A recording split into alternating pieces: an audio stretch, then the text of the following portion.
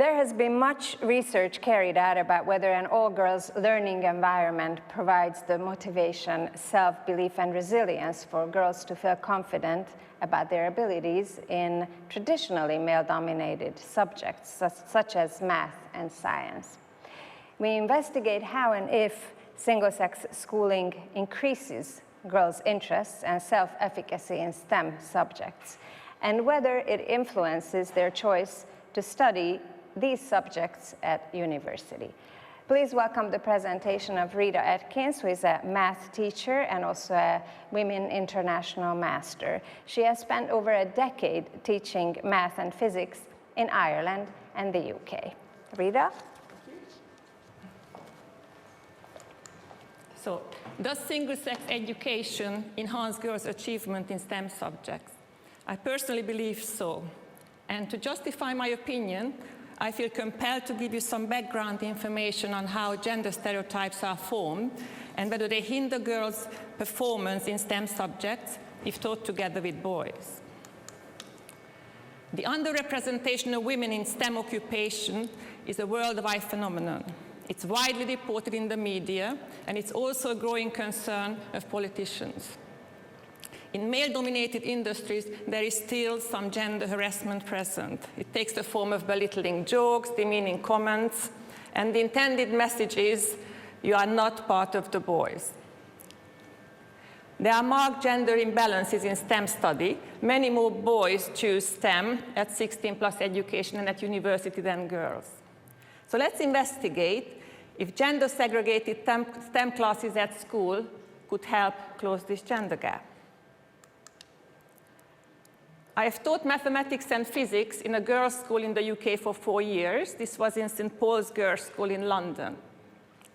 So I have first-hand experience of how girls thrive in these subjects if taught without the presence of boys. On the screen, you can see the 2021 GCSE results for the top 12 performing schools.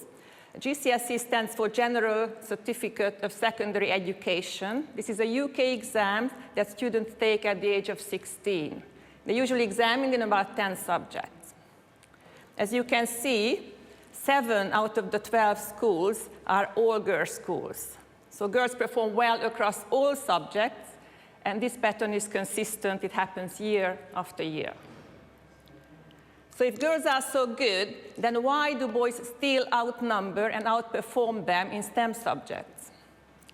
I'm a teacher, not a social psychologist, so I had to do my own research. And I got most of my answers from the fascinating book by Cordelia Fine called Delusions of Gender. Cordelia Fine is a British psychologist, writer, and a professor of history and philosophy of science at the University of Melbourne. If there is a single book you want to read on gender science, I recommend you make it this one. I've also read 2 other international best-selling books on gender science. One was Why Men Don't Listen and Women Can't Read Maps by Alan and Barbara Pease. And the other one is The Essential Difference by Simon Baron-Cohen. What's common to these books is that they cite biological reason for differences in mental ability of the sexes. As far as I'm aware, there is no compelling scientific evidence to support that.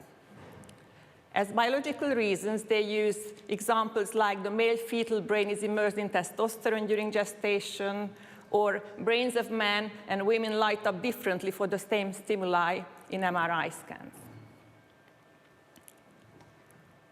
Unfortunately, these popular gender science books can reinforce negative gender stereotypes, and we believe in them because we love the sound of biological evidence.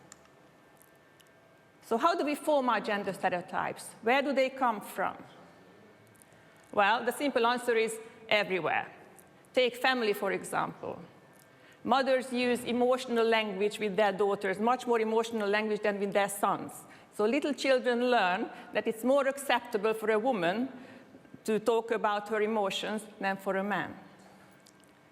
Fathers converse with their daughters in an elaborate style. They probe for details with follow-up questions, while with their sons, their conversations tend to be a lot brisker and more factual. Hence the expression, a man, a few words. Language is also a culprit. If we examine the close proximity of words in the written English language, we find, for example, that woman is often paired with home and family, and man is frequently cited with job and money. Try as you may gender-neutral parenting at home, it's all in vain if then you decide to send your child to a preschool. Children, already at the age of 2, are well aware of their sex. Gender provides a natural divide into two groups. This is the only social category they know. And gaining membership to a group is very important for little children. And the drive for this group belonging explains why preschool children insist on this girlish, boyish behavior. In fact, they are the strictest enforcers of gender rules. Who can play what game and with what toy. They also adapt at using gender behavior to get what they want. For example, take this scenario. Little girl plays with a dolly. Little boy snatches the dolly. Little girl marches off to the dress-up cupboard, puts on a man's waistcoat, marches back out, and snatches back her dolly. Little girl throws off the man's waistcoat and continues playing with dolly. It's very simple and very practical. So little by little, we all build up our own wardrobe of gender stereotype. For example, this one is a particularly crowded one, and it's also bursting with stereotypes about STEM abilities, such as girls are good at reading, while boys can do maths. Or abstract reasoning is a male skill. Only men can repair machines. And men have superior mental rotation ability. So what happens when the environment reminds us of our gender?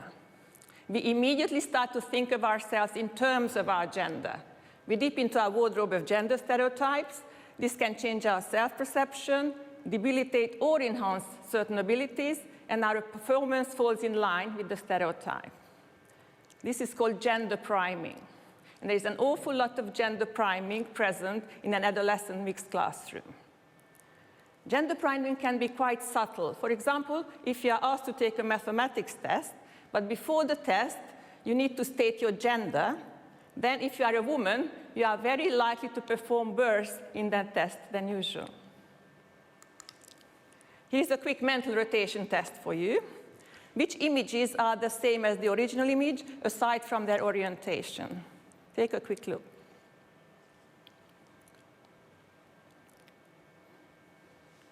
The correct answer is A and C. If I gave you enough time, then all men in the audience would get this right. And I'm saying that because this is the most reliable gender difference test in which men tend to perform much better than women. So what should I do if I want the girls in my classroom to improve in mental rotation?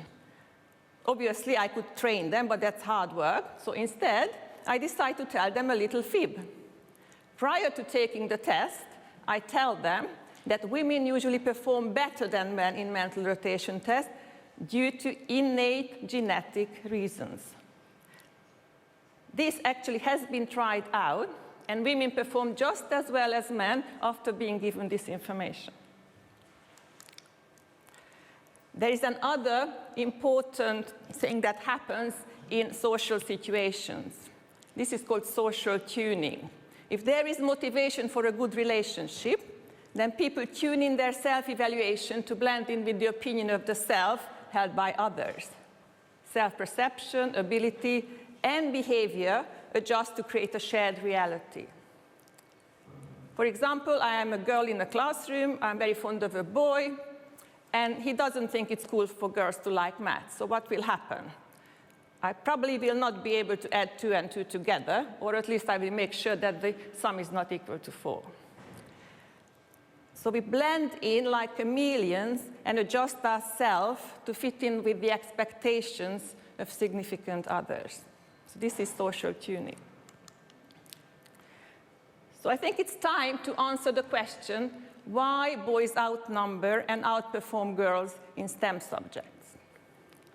Well, this is mainly due to social tuning. Self-perception, how good do I think I am in this subject, and behavior, how I actually perform in this subject, cannot be separated from the social situation. And the social situation is bursting with gender stereotypes. There is a lot of gender priming present. What doesn't help is the fixed mindset circulating about STEM ability. You either have it or you don't, or you're either talented in maths and physics or you are not. It's not an ability, it's not considered an ability that you can grow through hard work and resilience. And we all know from our wardrobe of gender stereotypes which gender has innate abstract reasoning skills. Girls express less interest if gender is imbalanced. They get the I don't belong here feeling, which is not a nice feeling, and that might also explain the participation gap. And unfortunately, some teachers do think that boys are better suited for STEM. So could segregated STEM classes close the participation and attainment gap? There is evidence that girls who attend single-sex schools are more likely to study STEM than girls from the co-ed schools.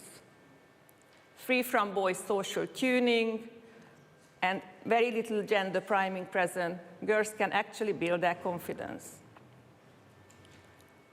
It's also important, of course, to introduce female role models. We can't go around the world creating single-sex schools, so there is a more practical way to go about it, and that is to adopt the so-called diamond model from the UK. Let's teach girls separately from boys between the ages of 11 and 16. And it's not even necessary to teach them for every subject separately. It's enough if you just do it for STEM.